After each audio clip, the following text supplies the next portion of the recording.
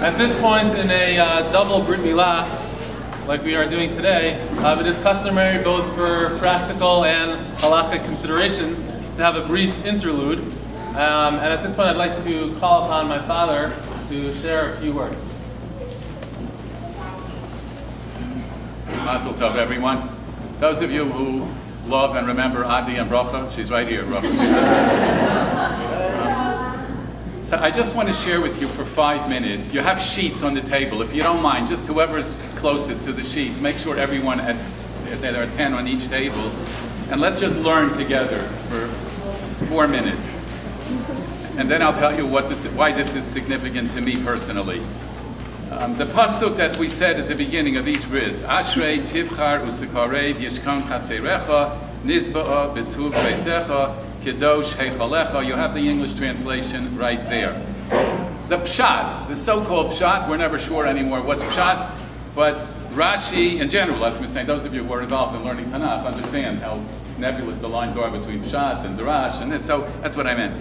Rashi, the Mitzudas David, those who help us access the meaning of the psukim in context, understand it to be in apposition. There are parallel phrases in the pasuk.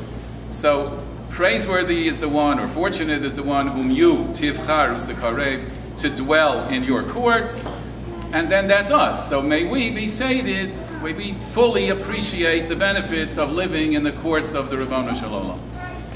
The Zohar, right there, has a different interpretation. The Zohar focuses on the nouns. You see the difference in nouns. You have Chatzerecha, Beisecha, and Heichalecha. Chatzer is a courtyard, Bayis is the home, the house, and Heichal is a chamber within the house, like in the Mishkan. You had the Heichal and the Kodesh HaKadoshim. So the Zohar, Pasach Chad v'Amar, Ashrei tivchar usikarev yishkon chatzerecha b'kadmaisa chatzerecha.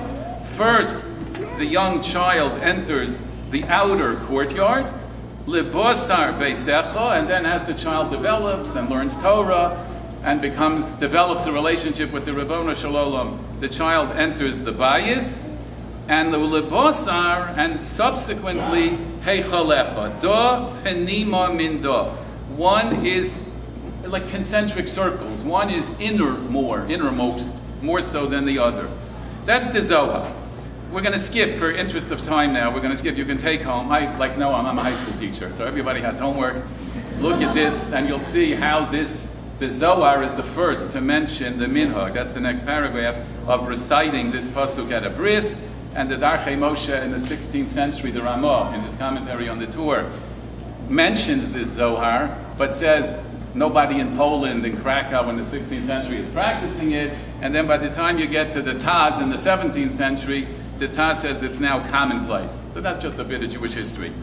I simply want to conclude by sharing with you the Talmud Rebbe of Boston, second to my father, to Noam's grandfather. The Talmud Rebbe, Rabbi Tursky, Zechuso Yogen Oleinu, is Rabbi Asher Rov Torosi Haimenu. And the truth is that Miriam and I credit him for forming the spiritual personality of all of our children, including our youngest, Noam.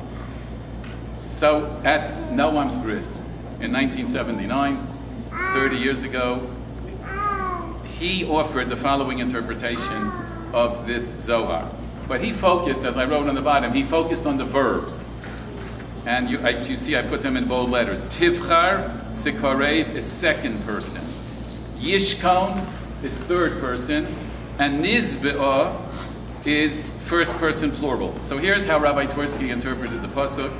Hashem providentially chooses the infant and places him within a designated family.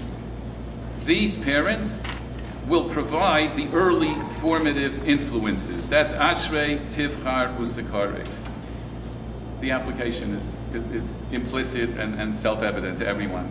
Yishkon Chatzerecha, the next stage is the young infant, the infants, Akiva, Netanel, and baby B, we'll soon find out what his name is.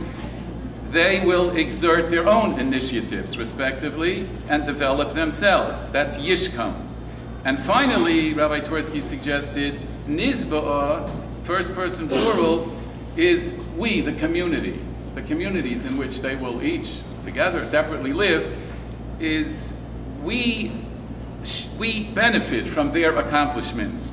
What they've achieved spills over, and those who live with them begin to benefit from them.